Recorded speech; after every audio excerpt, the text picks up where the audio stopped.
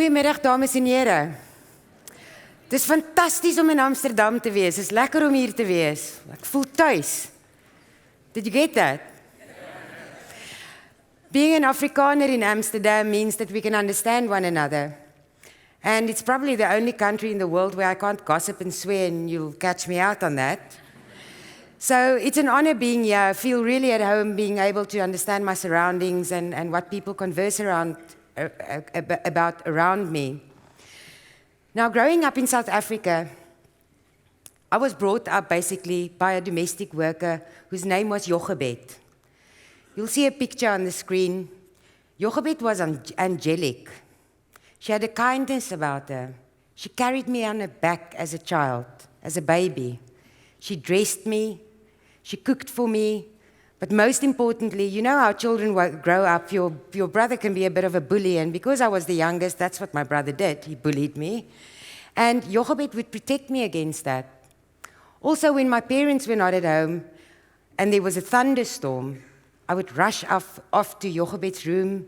I would seek for shelter with her. And then she would return me back to my room later at night. But our relationship was a love relationship. It was a codependency.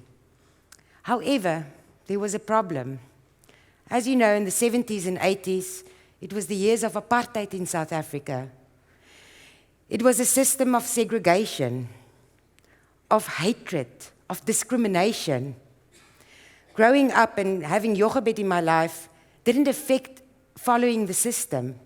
What the apartheid regime propagated through the media, through the churches, schools, and in society in general, was one that there shouldn't be this love relationship between a white person and a black person. Jochebed was black, I was white. And no matter how much I loved her, it was not allowed. Then you'll all remember 1990, February 1990, when South Africa changed completely. Nelson Mandela was released. I was in our family pool. It was a hot summer's afternoon. My father came outside on the patio, and we're a typical Afrikaner family. My father stood outside and he said, "You know what? Now we are in trouble." I said, "But why?" He said, "The terrorist has just been released." I said, "Who's that?" He said, "Nelson Mandela." I said, "Oh," and I continued swimming. Growing up in South Africa, being white meant that you were born into privilege. You didn't have to question your surroundings. What was happening in the liberation struggle was none of my business because I was a privileged white person growing up in a privileged environment. And I therefore didn't care what was happening in the rest of South Africa because I was isolated from that. But then Nelson Mandela was released from prison, and the white people feared retaliation. We expected the ANC government to revenge for years of oppression. But as you know, that didn't happen. Then, in 1994, Nelson Mandela was sworn in as the first democratically elected president of South Africa. It was a watershed moment, not only in the history of South Africa, but worldwide. We were on the brink of civil war. We were on knife's edge more than once. And him and other leaders diffused that situation. He was sworn in as the first black president of South Africa. Now, I was 23 years of age at that time. I was still living with my parents, which, by the way, no child should do at the age of 23. But I was, and I needed a job closer to my parents' home. I applied for a job in President Mandela's office. It was a bit of a dilemma for me. I didn't see myself working for this new government because it was everything I opposed, but I thought, I'll take a chance. One at 23 never expects to meet a president. Did any of you expect at the age of 23 that anything would happen to your life? I didn't expect it. I applied for a job in President Mandela's office, in a sub-office almost, a junior position, and I was called for an interview. During the day of the interview, the door flung open. This very flamboyant black lady entered. Her name was Mary Mkladana. She was the president's private secretary at the time. Her personality entered the room before she did. She was dressed beautifully, and the first thing I noticed was this silk outfit. And I thought to myself, this outfit is more expensive than anything that my mother owns. And then she was very proficient in English, which intimidated me completely. This messed with my wiring. I didn't expect what I found there. I found people, I grew up thinking that white people are superior. We speak better, we are more intelligent. And in that 5 minutes, everything was destroyed. I stepped back and I found myself in that office being interviewed for a junior position with this lady entering. We were never introduced. She then looked at me and she said, I need an assistant and I need her right now, and I don't care what color she is. And she left. They called me 2 hours later to ask, would you be interested in a job in President Mandela's private office?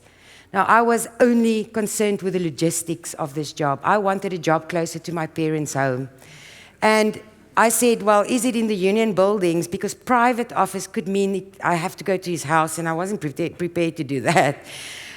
So I said, is it in the union buildings? And they said, yes. I said, well, then I'll take it. Nothing else. Then I walked through the doors of the presidency for the first time, and I realized I may have made a mistake. It was all very stately, quiet. You couldn't hear a glass drop, a pin drop. And I was uncomfortable. I was suddenly surrounded by mostly black people, all more intelligent than me, all more proficient in English than me. I felt completely out of my comfort zone. But then I saw Mary. She was the first person I came across, of course, and now I was working for her. She had a warm personality, as I described, and she had a beautiful voice. She sang like an angel, and we instantly became friends because of the love we shared for music. Mary really mentored me through those first few weeks, took me around the office, introduced me to people. She really cared for me. And there was also then, again, a friendship that developed, a very different friendship than the one I had with Jochebed, who brought me up.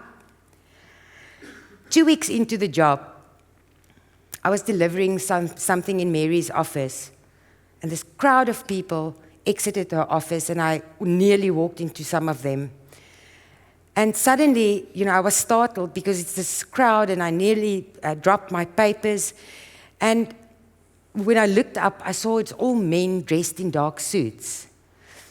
They're all wearing sunglasses indoors. They're talking to their watches. They've got hearing aids in, and I thought, I've seen this film before. These are the bodyguards. This is like the movies. And there he was.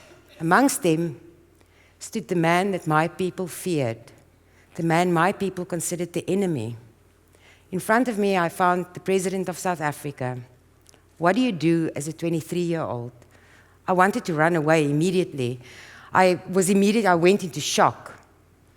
The first thing you noticed when you met Nelson Mandela was the kindness in his eyes, the sincerity on his face, that open face, that incredible, infectious smile that could light up this entire room. And what does he do? He extends his hand to me. The first thing that crossed my mind was, I think he knows that I voted no in the referendum. I think he knows I voted for the Conservatives. I'm going to have to explain this now. I felt embarrassed. Then, of course, Mary wasn't in sight, and I started shaking hands with the president. He had a tight grip. As you know, he was a boxer, a big hand, and my white hand almost disappeared into his hand, and he held on. And with that smile, he greeted me, and I said, "Good morning, Mr. Mandela." And then he started conversing with me, and I couldn't understand anything he was saying. So I had to say, "Excuse me, Mr. President," so that he repeats himself. And when he repeated himself, I realized he was speaking to me in Afrikaans. You feel like an idiot. But the last thing my brain expected was that this man would speak the oppressor's language. The people who imprisoned him, he was speaking our language. And I heard him say over the years that when you speak to a man, you speak to his head. But when you speak to a man in his language, you speak to his heart. And that's what he did that day. Allayed my fears, destroyed my defenses immediately, opened me up to change. I walked away from the meeting that day wanting to know more about what happened in my country, the history of my country, what the liberation struggle was all about, and the ideals and the principles that this man fought for. And that's what I did, and it was a long process of this Christian girl questioning her religion, the church, her upbringing, society, my parents, the media, and coming to the conclusion that we were indoctrinated by the apartheid regime.